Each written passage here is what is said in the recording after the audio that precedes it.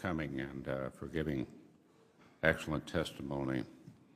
Ms. Gergen, your testimony did not endorse the Disclose Act, or at least that's how I read it, but I think in terms of your commentary, you probably support it. Do you endorse it? You know, no one's ever asked me if I've endorsed anything because I'm not a senator. So I do think that, one, we need more disclosure rules for the 501c4s. I think, two, this act is constitutional. It's narrowly tailored and sensibly targeted at the right opportunities. So you support it? I would support it. Okay. If I were in your shoes, I'd vote for it. Okay. Well, you're not in my shoes. Maybe one day. Maybe one day. Yeah. They'd be a little different shoes, Mr. Chairman. You like cowboy boots? I'm a New Englander. We do not wear cowboy boots. Yeah, that's part of your problem. Your bio indicates you were a senior legal advisor to the Obama campaign in 2008, 2012. The president has been criticized for attending fundraisers in the midst of a number of international crises. Last week, he was in Manhattan to attend a fundraiser for a House Majority PAC. That is a super PAC dedicated to electing a Democratic majority in the House. The House Majority PAC is one of a number of groups that gets support from the Democracy Alliance. Another group that gets support from the Democracy Alliance is the Scholars Support Network. You are a member of that, is that correct? That's right. Following its annual meeting at the Ritz-Carlton in Chicago this year, Politico reported on a memo to the board of the Democracy Alliance that contained the recommendations on how to deal with media inquiries about the conference and its participants. This is what the memo said. As a matter of policy, we don't make public the names of our members. Rather, the memo went on, the Alliance abides by the preference of our members. Many of our donors choose not to participate publicly, and we respect that. The Democracy Alliance exists to provide a comfortable environment for our partners to collectively make a real impact, end of quote. Why would disclosure make some of the members of this alliance uncomfortable? So I actually don't know the reason for that. I'm simply one member of the organization, but I will just say that there is a fundamental difference between many of the organizations that we're talking about here and those that are trying to affect politics with large amounts of money. The reason why Justice Kennedy... Would you agree this... I'm sorry to interrupt, but we've got 4 minutes here, although the chairman has been very liberal with his time allowance.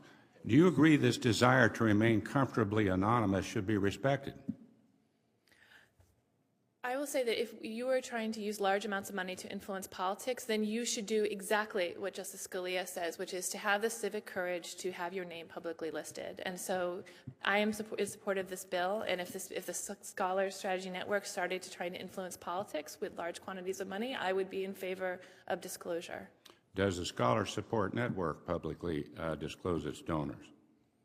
I don't actually think it does, but I don't know the answer to that question. As I said before, it is not trying to influence. Shouldn't that be respected? It isn't trying to influence federal elections. And if it were, this bill would ensure that it in fact disclosed all of the donors that were trying to do so. That's the key to this bill. This bill allows for the privacy of groups engaged in a variety of public-oriented activities to remain anonymous, but when they try to influence elections, that money and donor must be disclosed, and I support that heartily. I got it. As a 501c3, it is not supposed to engage in any political activity. Is that right?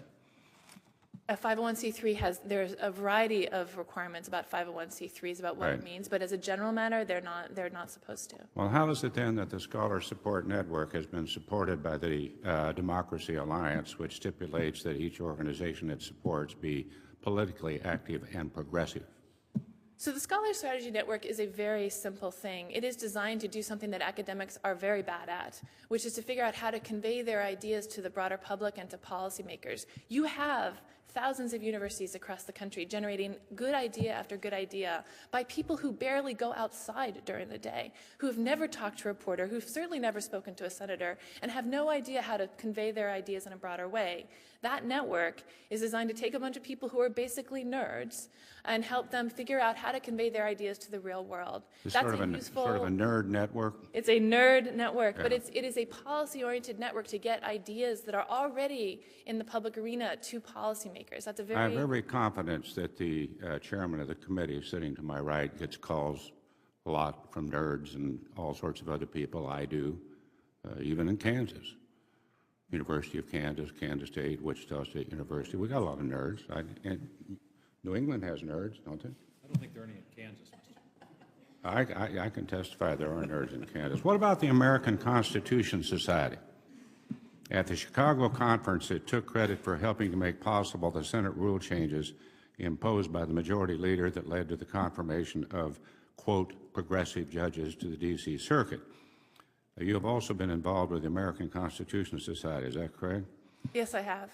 Do they publicly disclose their donors? I don't believe that they do, but they also, if the Disclose Act were passed, if they were engaged in using large sums of money to influence politics, they would be required to disclose their donors, and that would be a good thing for democracy. Well, my point is you would recognize the Senate rules changes and the appointments to the D.C. Circuit were somewhat politicized.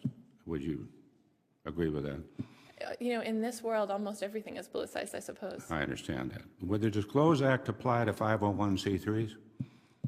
The Disclose Act is going to apply to any organization that uses money to influence politics. If 501c3s are engaged in some politicking, then they do something very simple, which is they segregate their funds.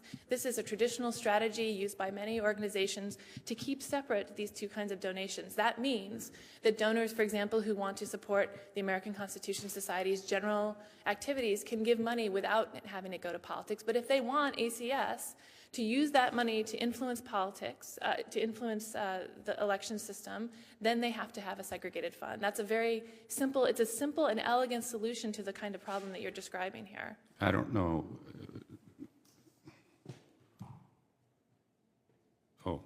I've been informed here that it doesn't apply to C3s. So should it?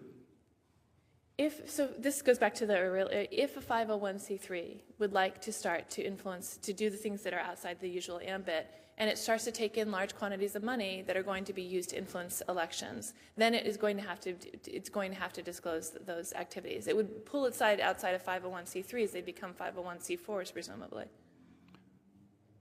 I think you're talking about a regulatory morass, but at any rate, thank you so much for answering my questions. Thank you, Senator Roberts.